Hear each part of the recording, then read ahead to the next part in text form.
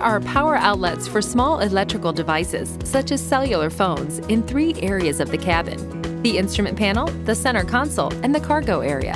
Please see the manufacturer's owner's manual supplied with your device for detailed information when connecting the device to the power outlet. The power outlets receive power only when the ignition is in the ACC or on position. To access a power outlet, simply open the cap.